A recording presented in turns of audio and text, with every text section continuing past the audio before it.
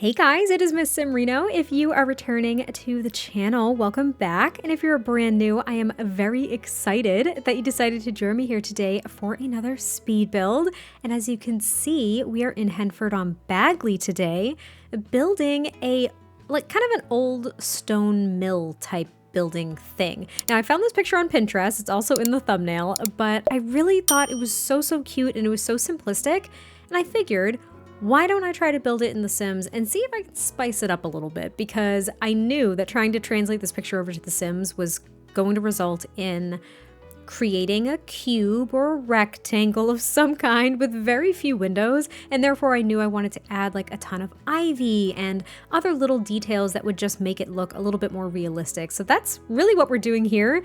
And you probably noticed that I already had this little body of water planned out. I had the mill itself leveled, and I had to do that because it did take a little bit of finagling just with the tool mod and trying to make this body of water, because essentially this is a pond in The Sims 4. That's what I ended up making. I wanted to make sure that it looked very realistic. I didn't want it to be a perfect oval or a perfect circle or anything like that. So trying to make it look a little bit more jagged, a little bit more natural was a bit of a challenge, but I really liked the end result.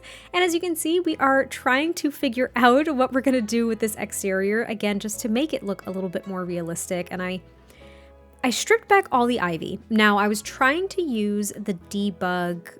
Oh, what's it called? What is that called? I forget what it's called.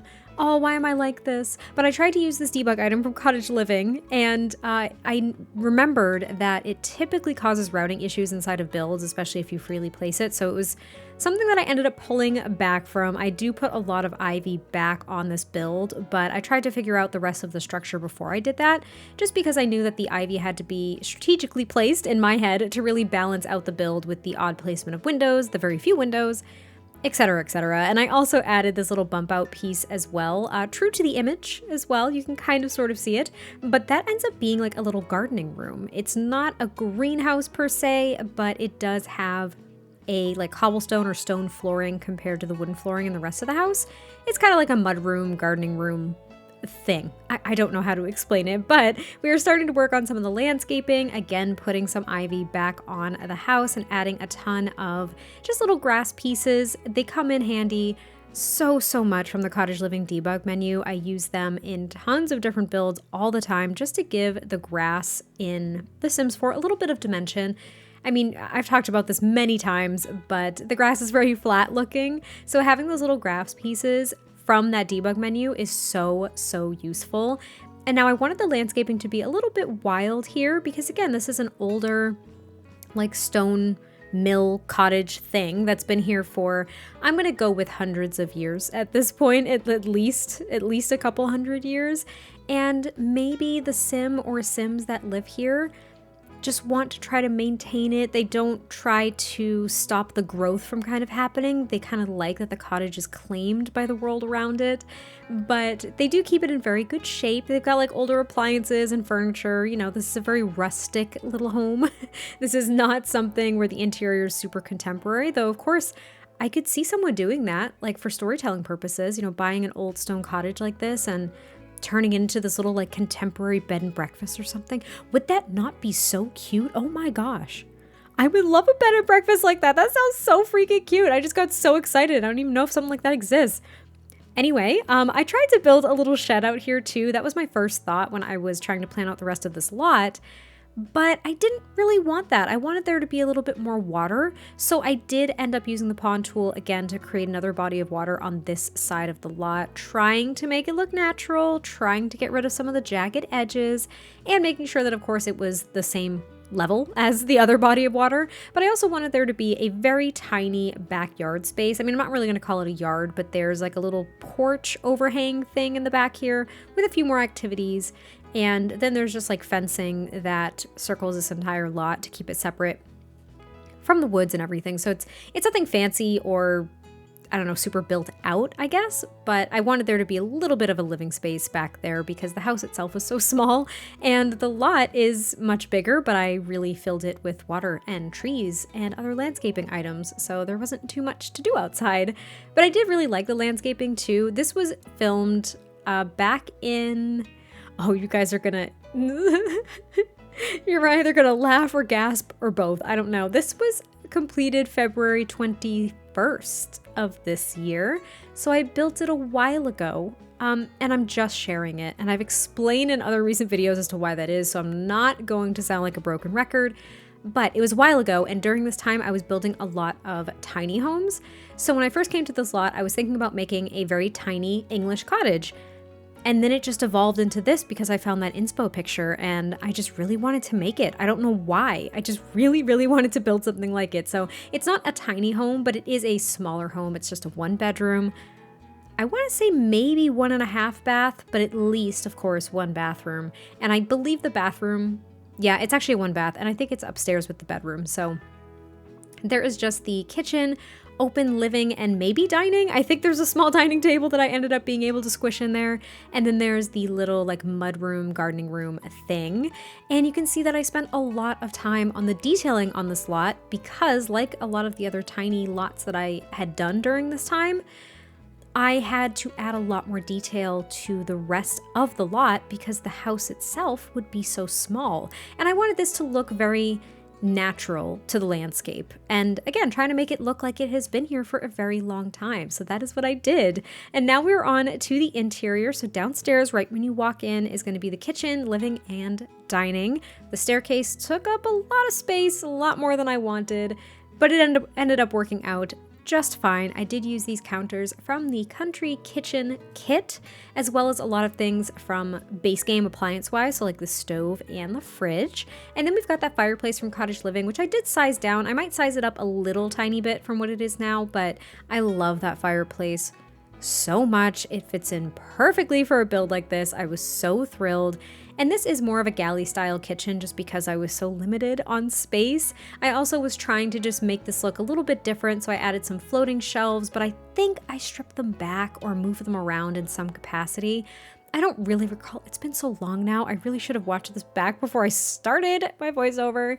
But it is a small galley kitchen. There's only one countertop that you end up having to prepare meals. I did use this sink from the Laundry Day stuff pack as well, even though it more so looks like it would probably belong outside. But since this is such an old cottage with just older appliances, maybe a lot of like DIY stuff, I thought that it would fit perfectly here. Now, I do add a lot of detailing to the kitchen just to make it look very lived in. And perhaps, I was kind of thinking that there would be a couple here. And perhaps this couple has been here for decades upon decades. Maybe it was handed down in the family, though I don't think that they necessarily had children of their own. I don't think they adopted any children. Like they are childless. They are a childless couple, which was by choice. So I think what's going to happen is maybe one of them has a younger sibling that they're going to hand this down to.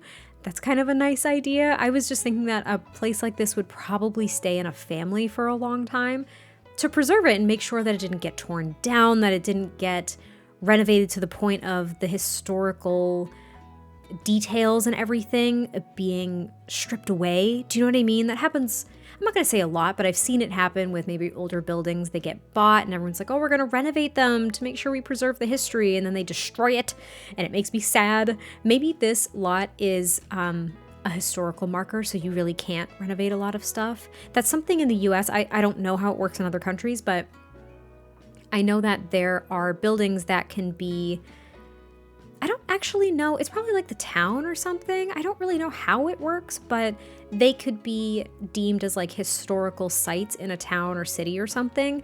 And they're somewhat protected, I guess I'd say. Somewhat protected and preserved to make sure that you can't just wildly renovate things. Like there might be stipulations where you have to ensure that the original flooring and other architectural details are preserved, and that things are only upgraded to ensure that, maybe they're up to code if they're not grandfathered in. Again, I don't know all the details, but a lot of those things end up being part of like historical societies, or they end up being tourist attractions because you have to preserve them to what they were for historical purposes.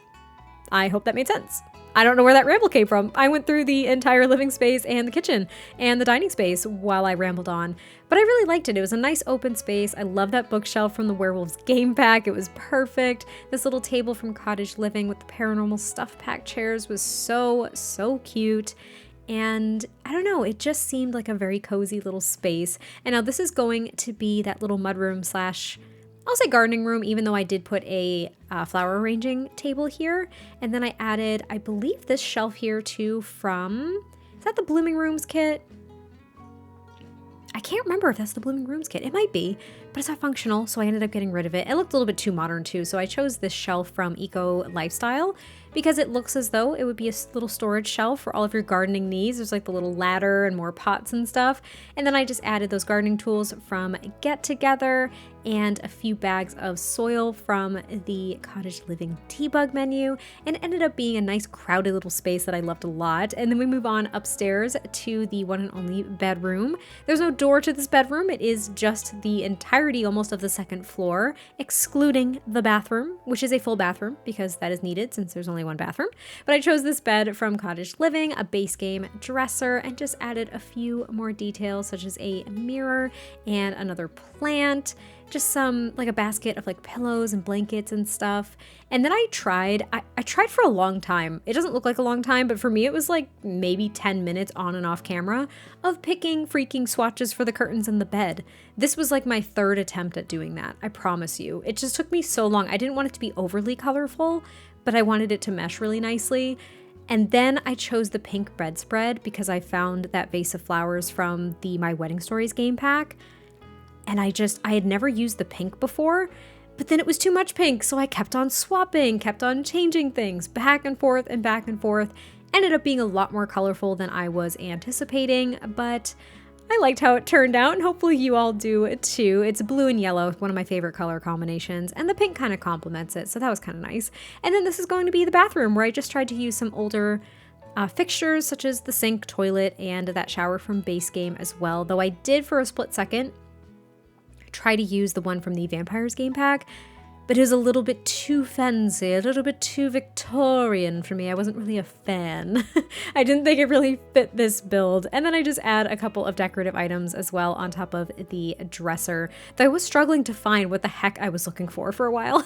I was looking for something very particular, and I don't even remember what it was at this point, but I could not find it for the life of me, so I don't think I ended up putting it on top of here. But that is going to be pretty much the end of this build, so I hope you all enjoyed this one. I cannot wait to hear your thoughts, and I will catch you next time I post a video, and I will talk to you soon.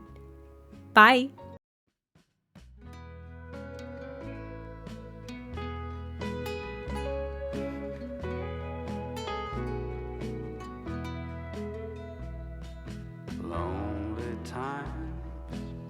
Lonely places have seen my teardrops fall.